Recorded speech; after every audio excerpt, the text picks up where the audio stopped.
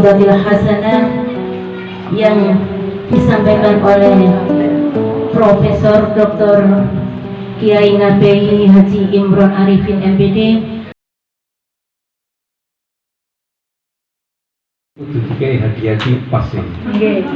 Kok kabeh nggawa kipas dhewe-dhewe. Oh, dikai kipas.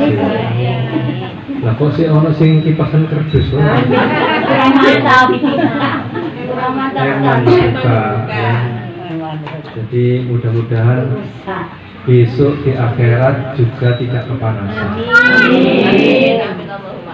Oleh karena itu tadi itu saya dengar baca surat Yasin, lalu baca rangkaian tahlilan, bukan tahlil ya, tapi tahlilan. Kalau tahlil itu la ilaha illallah, tapi kalau tahlilan itu dimulai dari surat Al-Fatihah, surat Al-Ikhlas, surat Al-Falaq, surat An-Nas, lalu awal dari surat Al-Baqarah, Alif Lam Mim, Dzalikal kitabul la raiba fihi hudalil muttaqin, sampai nanti itu diakhiri dengan di tengah-tengahnya yaitu ayat kursi. Terus diakhiri dengan lillahi ma fis samawati wa ma fil ardh. Nah, itu sampai akhir ayat dari surat Al-Baqarah. Nabi itu pernah bersabda begini, jenengan kalau punya keluarga meninggal itu pernah diajari di bagian kepala itu, jadi setelah mayat itu dimandikan ya, mau disolati itu di bagian kepala itu dibacakan Alif Lam Mim Dzalikal kitabul la raiba fihi hudal lil muttaqin alladzina yu'minuna bil ghaibi wa yuqimunas sholata wa mimma razaqnahum yunfiqun. Terus sampai ulaika, sampai sak makhraj itu. Qatamallahu ala qulubihim wa ala sam'ihim wa ala absarihim gisawatu wa lahum ada, sampai di situ berhenti. Geser di bagian pusarnya. Baca apa itu? Allahu la ilaha illa huwal hayyul qayyum la ta'khudhuhu sinatu wa la nawm lahu ma fis samawati man in ya'lamu wa la yuhituna illa bima syaa wa syi'a kursiyuhus samawati wal ardha wa la yahuduhu. Sekarang geser di bagian kaki mayat. Baca apa itu? Lillahi ma fis samawati wa ma fil ardh wa in tubdu ma fi anfusikum aw tukhfuhu yuhasibkum bihi wa yaghfiru liman yasha wa yu'adzibu man yasha wallahu ala kulli syai'in. Terus amana rasulun unzila min rabbih qulun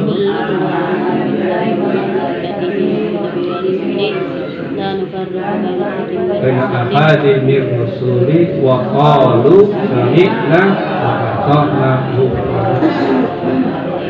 la yukallifullahu nafsan illa wus'aha laha ma kasabat wa 'alaiha ma kasabat rabbana la tu'akhidh in nasina aw akhtana rabbana wa la tahmil 'alaina isran kama hamaltahu 'alal ladzina min qablina rabbana wa la tuhammilna ma la taqata lana bih wa'fu anna waghfir lana warhamna anta maulana fansurna 'alal qaumil kafirin. Kalau sudah selesai, insya Allah mayat itu akan diampuni oleh Allah.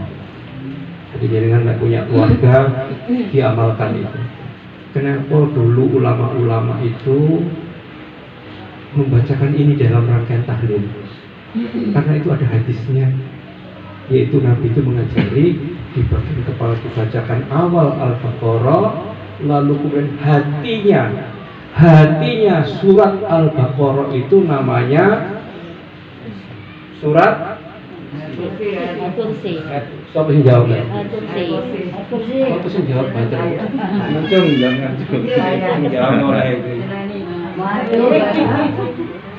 Namanya ayat kursi. Itu hatinya surat Al-Baqarah. Makanya kalau kita sehabis sholat jangan lupa baca ayat kursi, karena itu sama dengan membaca semua surat Al-Baqarah itu dengan membaca ayat kursi. Nah, di tengah, di pusat baca itu, lalu kemudian di bagian kaki dibacakan lillahi ma fis samawati wa ma fil ardh. Insyaallah itu mayat itu akan diampuni. Rasul pernah mengatakan begini, yarfa'ul adabil mauta bidu'ail ahya.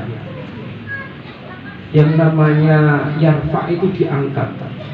Adabul maut, adabnya orang yang meninggal itu bidu'ai ahya, karena doanya orang yang masih hidup. Makanya ini kami semua ini minta bantuan dengan semuanya untuk baca tahlilan di sini, untuk berdoa. Ini karena kita masih hidup. Doa kita itu yang diterima. Doanya orang yang hidup. Ya. Jadi ini kita harus yakin. Sebagaimana yakinnya kalau kita ini sholat mayat. Sholat mayat itu hukumnya apa? Sunnah apa? Nota sunnah kifayah itu. Apa namanya? Fardu kifayah itu. Dapat ini yang jadi sholat mayat itu hukumnya bukan sunnah tapi fardu. Fardu itu wajib. Wajib itu ada fardu ain, ada fardu kifayah. Fardu ain itu adalah fardu yang melekat pada diri kita. Kalau nggak melakukan dosa, sholat 5 waktu itu fardu ain. Gak bisa diwakil no. Aku kok males sih wakil, nggak bisa karena fardu ain. Tapi kalau fardu kifayah itu sebagian orang melakukan, gugur semua dosa orang di situ. Tapi kalau tidak ada yang melakukan, satu kaum itu dosa semua. Jadi kalau ada mayat muslim, lalu gak ada yang mensolati, maka semua kaum itu dosa. Sak kuning itu sholat, nanggung dosa imam. Tapi kalau ada 2 saja orang, imam sama makmum, lalu kemudian mensolati itu, maka gugur semua kaum ini. Karena fardu kifayah ditanggung. Ya, jadi di situ itu namanya fardu kifayah. Nah ini mudah-mudahan nanti rada angka Pak. Tak jane kon kaya Yasin kok. Jadi cek rada adem memang ventilasi kurang ya. Iya. Tapi harus dikasih kipas juga dibuka kipasnya. Eman toh ae. Nanti kipas sudah. Karena saya dengar senang ini kipasan, ya sudah kalau tuh kok kipas. Kipas tak pikir kipasnya nanti dimasukkan di dalam, dibawa pulang. Ternyata tidak, sudah dibagikan. Ditelok kok sih plastikan ya setelah karakter wong bundi itu ya. Jadi alhamdulillah mudah-mudahan itu sehingga orang itu kalau sholat mayat hukumnya fardu kifayah. Sekarang saya tanya, kalau sholat mayat itu takbir pertama baca apa? Al-Fatihah. Takbir kedua baca apa? Sholawat. Takbir ketiga baca apa?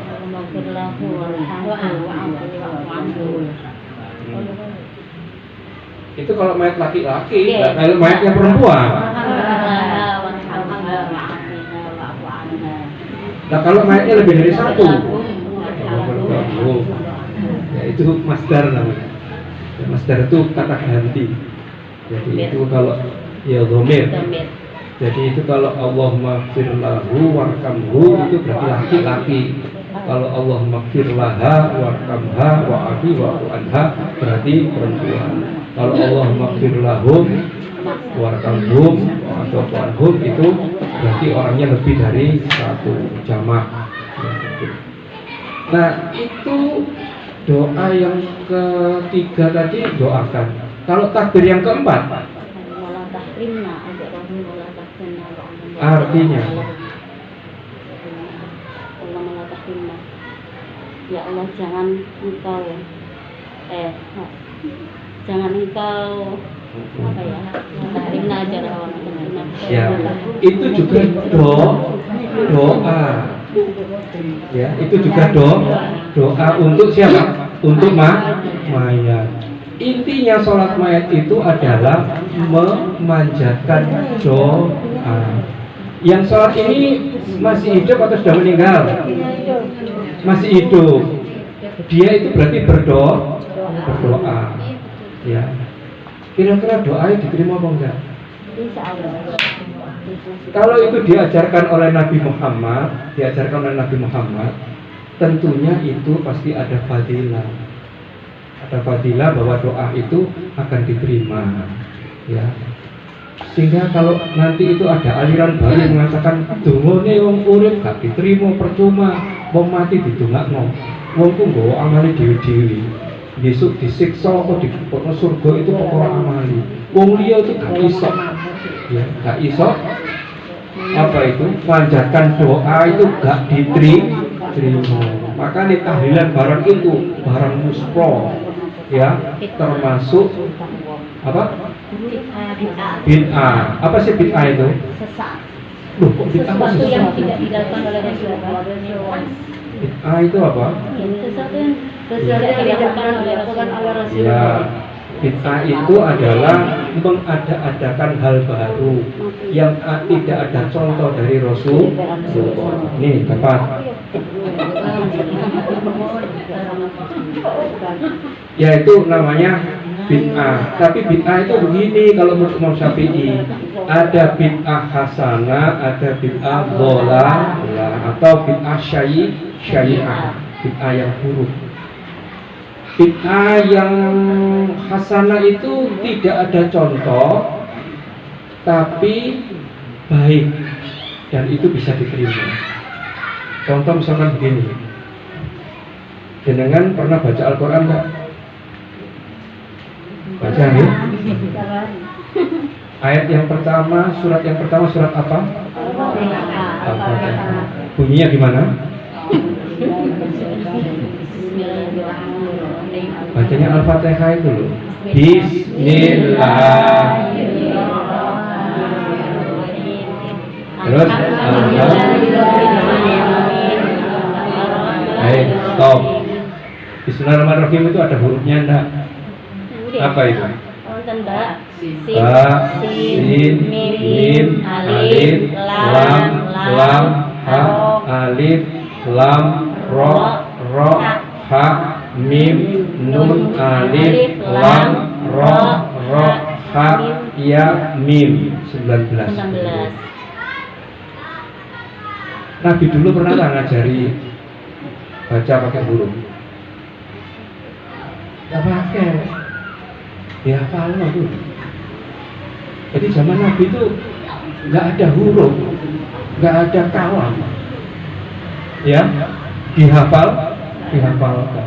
Sampai kemudian zamannya Sayyidina Abu Bakar jadi khalifah, Rasulullah sudah meninggal, Quran juga masih belum ditulis. Baru zamannya Sayyidina Umar, Quran ditulis, tapi masih belum ada titik-titiknya. Sehingga baca Quran di Mesir, baca Quran di Arab, di Saudi Arabia maksudnya di Mekah, baca di Madinah, baca nanti di Baghdad, baca di mana, beda-beda. Oleh karena itu ketika Sayyidina Umar sudah meninggal, khalifah diganti Utsman bin Affan, Quran semuanya dikumpulkan dibakar. Dibuat mushaf baru, namanya mushaf Utsmani, yang sekarang kita jadikan itu zamannya Sayyidina Umar. Baru ada huruf, tapi belum ada titik. Ba itu di bawah, tak di atas 2, sa itu 3. Kalau apa itu jim, kho itu di mana letaknya, di tengah, di atas, itu belum ada titiknya dulu. Tapi orang bisa baca. Itu zamannya Sayyidina Utsman. Itu Quran yang sekarang namanya Quran Utsmani, dimulai dari Al-Fatihah, diakhiri dengan surat An-Nas. Itu Utsmani. Tapi belum ada titik-titik. Titik itu baru Sayyidina Ali. Sayyidina Ali ngasih titik-titik itu. Baru setelah itu muridnya Sayyidina Ali namanya Abu Aswad Ad-Duali ngasih harokat fathah, kasroi, doma, sehingga kita belajar Al-Quran itu mulai alif bata sampai ya itu, sampai kalau kita baca dulu alif bata, alif kasr, doma, semua itu bid, karena tidak nyontoh Nabi. Kalau nyontoh Nabi tentunya harus dengan menghafal. Sehingga ini disebut oleh Imam Syafi'i bid'ah hasanah. Dulu kalau Kiai Sultan, itu Kiai saya di sini dulu. Jadi kan sinten sing menangi Kiai Sultan? Menangi ya? Menangi nggih. Kula ngajenge ngene. Oh, berarti Pak Hodi. Nggih. Pak Hodi.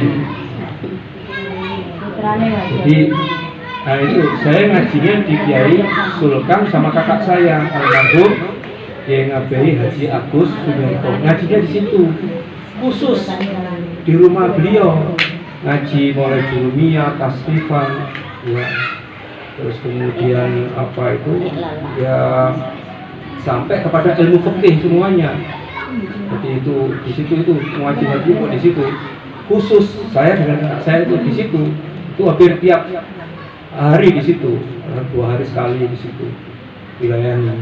Terus kalau ikuti pengajiannya umum ya Sultan itu, tapi khusus saya dengan kakak saya itu ngajinya di Kiai Sultan.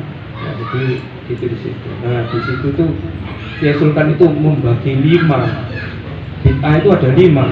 Ada bid'ah wajibah, ada bid'ah sunnah, ada bid'ah mubahah, ada bid'ah makruhah, dan ada bid'ah haramah.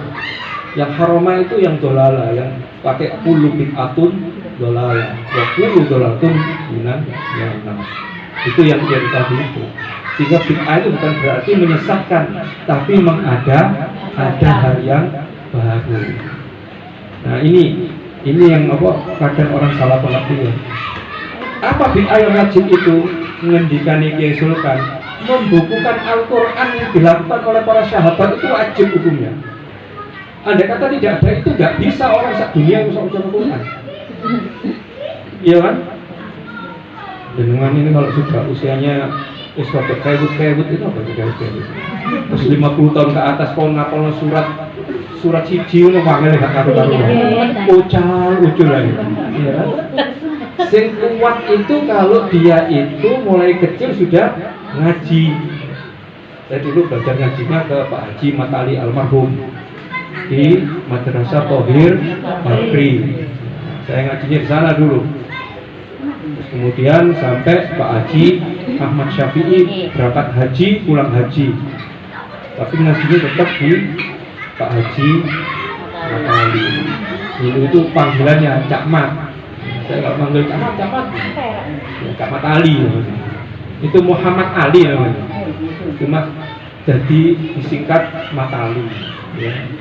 Terus panggilannya dulu Cak Mat. Ya, saya itu panggil Cak Mat karena masih muda dulu Pak Mat Ali. Waktu masih ngajar saya ngaji itu.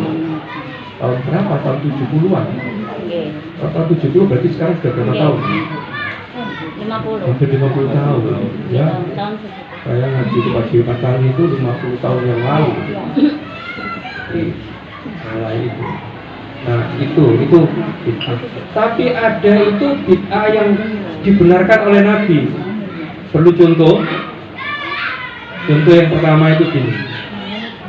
Rasulullah itu pernah begini. Ia Bilal bin Rabah itu budak hitam yang dimerdekakan lalu kemudian masuk Islam yang pertama kali di antara budak-budak hitam itu Bilal, tukang adzan. Sehingga muadzin itu orang yang adzan. Tapi sering disebut Bilal. Siapa orang Bilal itu? Karena namanya orang dulu. Bagian muadzinnya Nabi namanya Bilal bin Rabah. Nabi itu pernah mengatakan begini, Bilal, aku dengar sekarang terompamu jalan di surga. Bilal masih hidup itu. Nabi mengatakan, aku dengar terompamu sekarang jalan di surga. Langsung Bilal itu apa? Ini loh, lututnya Nabi itu sambil beliau itu menangis. Ya Rasulullah, saya ini kok sudah diramalkan trompa saya itu jalan di surga. Lalu Nabi itu bisi'i, ditekatkan gini bisi'i, Bilal, amalan apa yang kamu lakukan? Kok sampai aku dengar trompamu sudah jalan di surga? Ternyata Bilal mengatakan, ya Rasulullah, saya ini kalau sehabis wudu, saya sholat rakaat 2 rakaat, sholat wudu. Oh, sekarang pertanyaannya, apa Bilal diajari Nabi sholat wudu? Enggak loh, enggak. Tapi ternyata itu apa Bilal itu? Bid'ah itu, mengada-ada sendiri. Tapi karena itu baik, maka itu malah menjadi jaminannya Bilal masuk ke dalam surga. Itu yang dicontohkan oleh Imam Syafi'i tentang kenapa ada namanya bid'ah hasanah. Contoh yang kedua, dulu itu Nabi itu sering ke Masjid Quba. Yang sudah haji siapa ini? Yang sudah umrah siapa? Sudah umrah? Tahu Masjid Quba? Nah, di Masjid Quba itu Nabi itu dilapori begini, ya Rasulullah, kami ini memiliki imam. Imam itu bacaannya fasih. Imam itu bagus sekali. Kami senang dengan bacaan imam itu. Tapi ada satu hal yang kami lihat tidak sama dengan yang ketika kami ada di belakang engkau ya Rasulullah. Ketika di Madinah itu, dia ikut di belakang Rasulullah itu tidak sama dengan imam itu. Lalu ditanya, apa yang tidak sama? Imam ini ya Rasulullah, setiap Fatihah, lalu kami membaca amin bersama-sama. Beliau membaca surat Al-Ikhlas. Selesai surat Al-Ikhlas disambung dengan ayat yang lain, baru kemudian rukuk. Koma yang kedua, berdiri yang kedua, baca Al-Fatihah, lalu baca surat Al-Ikhlas, baca surat yang lain. Dan itu dilakukan. Kami pernah menegurkan bahwa ini tidak sama dengan yang diajarkan Rasulullah, tapi dia tidak mau melepaskan itu. Lalu Rasul mengatakan, di mana sekarang imam itu? Dia tidak ada di ini, ada di sini. Panggil kemari, disuruh panggil. Begitu dipanggil, datang pada Rasulullah, ditanya, apa benar kamu sengaja membaca surat Al-Ikhlas setelah suratul Fatihah? Benar Rasulullah. Rasul tanya yang kedua, apa yang memberatkan kamu untuk meninggalkan bacaan surat Al-Ikhlas itu? Karena itu tidak dicontohkan olehku, maksudnya tidak dicontohkan oleh Nabi. Apa jawabannya sahabat? Dia mengatakan, ya Rasulullah, saya ini mencintai surat Al-Ikhlas seperti saya mencintai suratul Fatihah. Saya rasanya berat setiap koma tidak membaca surat Al-Ikhlas. Rasa cinta saya. Tentunya Nabi kan mengatakan bid'ah. Ya, enggak, Nabi mengatakan serius sampai ngomong. Serius sampai kaget ya. Apa kata Rasulullah itu? Karena cintamu kepada surat Al-Ikhlas, maka kamu dijamin surga karena cintamu pada surat Al-Ikhlas itu. Paham ya? Paham ya? Berarti Nabi tidak mencontohkan, tapi ada karena itu baik, lalu kemudian dijustifikasi oleh Nabi, diperbolehkan itu. Setelah itu semua orang yang di Masjid Quba mendengar imam itu, lalu setiap selesai Fatihah baca surat Al-Ikhlas, baca surat yang lain, sudah tidak ada yang protes lagi. Oleh karena itu menurut Imam Syafi'i itu ada yang begini kalau jadi imam. Setelah ghairil maghdubi alaihim waladdallin amin, ya kan? Lalu diam sejenak, memberi kesempatan makmum membaca suratul Fatihah. La sholata layam yaqra'u bi fatihatul kitab. Tidak disebut sholat orang yang berdiri koma kalau tidak membaca suratul Fatihah. Sehingga baca surat Fatihah itu hukumnya ain kalau menurut ini.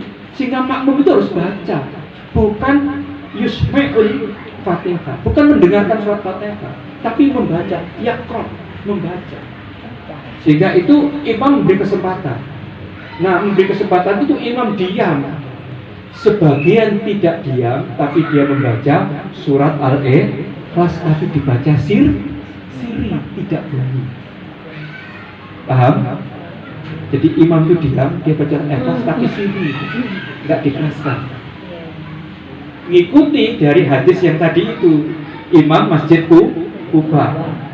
Sehingga selesai dia baca surat Al-Ikhlas, Fatihah makmum sudah selesai, lalu dia baca surat. Makanya kalau kita berdiri kepada orang yang komitmen menjadi pengikut Imam Syafi'i, setiap Fatihah imam itu lalu diam sejenak sesaat, memberi kesempatan makmum membaca suratul Fatihah. Di Masjid Istiqomah kan? Imamnya langsung apa berhenti? Macam-macam. Oh, macam-macam. Yang paham tak mau. Biasanya langsung atau laten. Ya. Ada yang tidak Lihat yang langsung. ya. Ya, itu tergantung imam. Ya, itulah yang mudah-mudahan ilmu yang sedikit ini manfaat dan menjadikan kita ini senantiasa teguh ya di jalurnya para pengikut Imam Syafi'i. Insya Allah kita akan mendapatkan berkah dari Imam Syafi'i, yaitu 7 tahun sudah hafal Al-Quran, 10 tahun sudah hafal kitab Al-Muwatta'nya Imam Malik yang ada 7 jilid itu, besar-besar itu, hafal itu Imam Syafi'i. Sehingga beliau itu orang yang paling alim, ya kata Imam Malik, di antara murid-muridku yang paling alim adalah Syafi'i.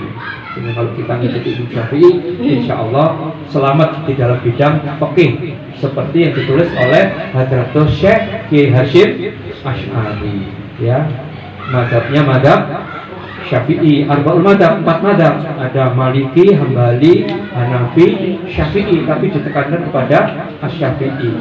Sehingga pondok pesantren Tebu Ireng itu namanya Salafiyah Syafi'iyah. Syafi'i, Salafiyah Syafi'iyah. Tebu Ireng, pondok pesantren Tebu Ireng. Itu di situ. Nah, oleh karena itu lalu kemudian di tasawufnya kita mengikuti Abu Junaid Al-Junaidi, lalu Al-Baghdadi, Al-Junaid Al-Baghdadi dan Imam Ghazali. Lalu akidahnya mengikuti Abu Musa Al-Asy'ari dan Al-Maturidi. Jadi 2 tokohnya. Itulah yang kemudian menjadi namanya Qanun Asasi. Insya Allah kalau kita ikut itu selamat. Ya, selamat. Baik, yang selanjutnya tadi itu sudah dibaca surat Yasin. Ya. Ada yang tahu fadilahnya surat Yasin? Yang belum jawab, fadilahnya membaca surat Yasin itu apa? Dikabulkan semua hajatnya. Sudah jawab belum tadi? Belum. Hah? Belum. Dikabulkan segala Hajatnya. Terus apa lagi? Diampuni segala dosanya untuk yang meninggal. Oh ya, terus apa lagi? Wah, itu lali. Nih, apa? Lali. Duduk badusan pun. 10%. Di sini loh ada. Alhamdulillah, terima kasih. Coba di sini dibaca itu yang bagian depan itu. Jadi ini siapa yang baca surat Yasin, ya, akan surat ini akan memberikan syafaat bagi orang yang membaca, diampuni dosanya, ya, didengarkan hajatnya. Surat Yasin ini dalam kitab At-Taurat disebut Al-Mu'imah. Ya. Jadi itu artinya apa? Mendapatkan kebaikan dunia dan dilindungi dari segala huru hara di akhirat. Jadi siksa di akhirat. Itu banyak lagi nih fadilahnya. Membaca Yasin malam hari akan diridhai Allah, diampuni dosanya. Sampai pagi hari. Ada orang yang meninggal dunia, dibacakan Yasin, Allah akan memudahkan keluar ruhnya. Saya pernah praktek di Bundi dulu. Jadi dulu itu apa itu? Keluarganya Lik Mua, dulu ada di situ Lik Mua. Lik Mua itu punya siapa itu? Mbaknya, iya, ibunya Muji itu punya Mbak Yu siapa itu? Mbak Mua. Iya, Lik Mua itu mbaknya itu Nazak itu angel. Terus saya itu diminta di situ, saya nggak ngerti, disuruh di situ. Waktu itu saya masih SMP. Situ. Dari Mas Agus waktu nggak ada, terus saya panggil di situ. Oh, ini kan sakit anu Nazak, oh gini-gini. Akhirnya saya bacakan surat Yasin. Begitu selesai, meninggal. Memudahkan orang yang meninggal. Ya, ini namanya wayai. Terus wayai pas kebetulan kita buka Yasin, pas Yasin itu pas meninggal. Ya. Terus sehingga saya ingat itu, masih SMP waktu itu saya. Saya bacakan surat Yasin. Yaitu salah satu fadilahnya di sini. Ya. Bahkan ini ada lagi, ini dari apa ini? Sirajut Thalibin, ini kitab ini. Ini katakan barang siapa membaca surat Yasin malam Jumat, esoknya akan diampuni Allah dosanya. Itu dibaca di situ ada ya. Saya kira mungkin itu saja ya. Nanti yang nggak berat-berat, tapi yang penting kita semuanya sudah apa ini berdoa. Makanya ini kalau bisa ini apik ya kemas ya. Ini namanya apa ini kitab Yasin dan Tahlil emas ya, kitab itu emas. Sering-sering dibaca. Okay. Karena ini siapa ini? Ini yang pesan ini adalah almarhum Al-Maktullah Kiai Nabi Haji Agus Sunyoto MPD. Beliau sudah tahu kapan akan meninggal, sehingga pesankan Yasin ini. Dan jauh, maksudnya ini di Banjarmasin. Ini jauh, nyetaknya di Banjarmasin. Jadi sebelum meninggal itu sudah prosok untuk ibu Kolono yang ke-12 sudah dipesankan ini. Nah, ini Pak tak ajari. Bismillahirrahmanirrahim. Allahumma barik lana fi hayatina. Ya Allah, kami mohon barokah dalam kehidupan kami. Wa barik lana fi mautina, dan mohon diberi barokah kepada kami ketika kami meninggal.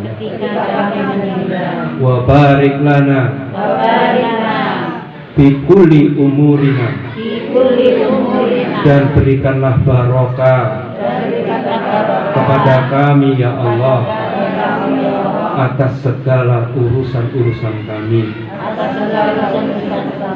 Wa ja'alna min ibadika as-salihin, jadikanlah kami ya Allah jadi hamba-hambamu yang soleh. Waqtim lana bisya'adah, berikankan akhir hayat kami ya Allah dengan kegembiraan. Waqtim lana bihasanah, akhir hayat kami ya Allah dalam kebaikan.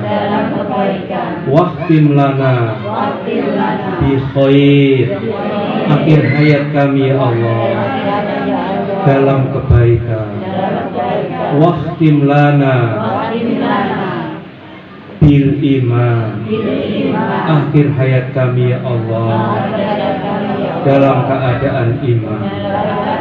Waqtim lana bil Islam, akhir hayat kami ya Allah dalam keadaan Islam.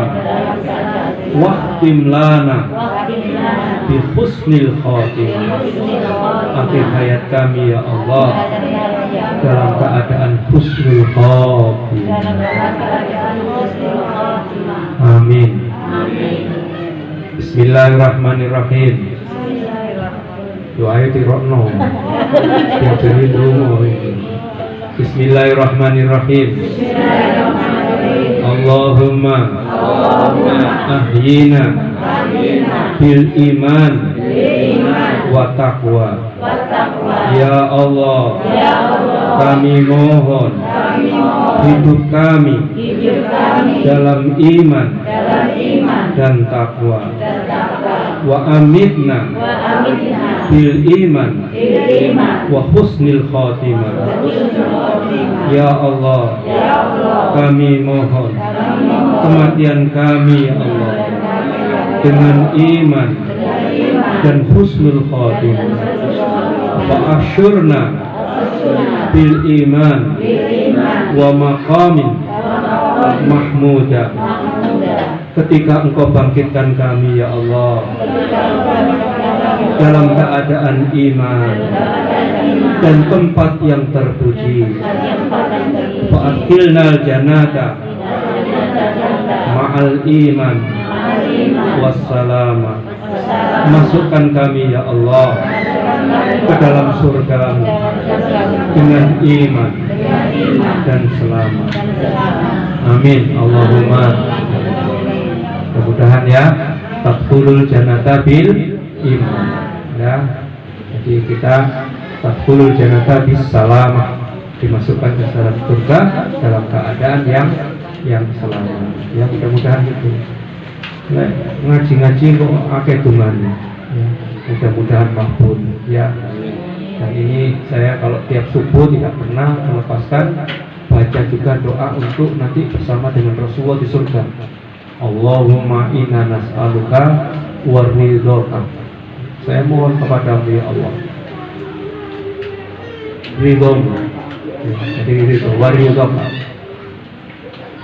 Allahumma nas'aluka ridhoka. Ya.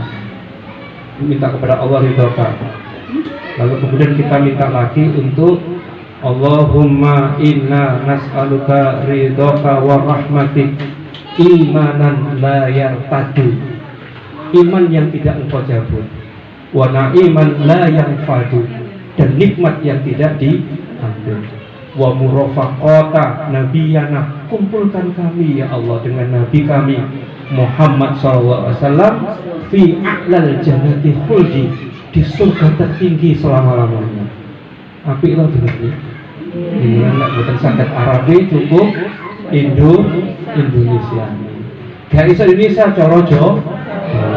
Gak iso cara Jawa, cara Medu. Gak iso cara Madura. Iya wis gak. Wis gak ya kan caranya. Sampeyan belajar nggih. Saya itu tahu setelah kakak saya itu meninggal baru saya belajar ya Allah, masku iki ternyata isok bahasa Arab, bahasa Londo, bahasa Prancis, bahasa Rusia, bahasa Jerman, bahasa Indonesia, bahasa Ibrani. Bahasa Ibrani kitab tanah itu lo ngerti. Terus kemudian ono maneh bahasa Madura yang bisa sedikit-sedikit mendengarkan hal itu. Terus bahasa Jawa kuno. Jadi itu hampir 9 bahasa. Setelah kepundutnya baru kita ya Allah wis gak ono ini ono sedikit masalah teman-teman. Wah ini ono Yai Agus kok jawab. Ya. Jadi itu ya mudah-mudahan anak-anak cucu kita nanti bisa nurut ya. Mudah-mudahan bisa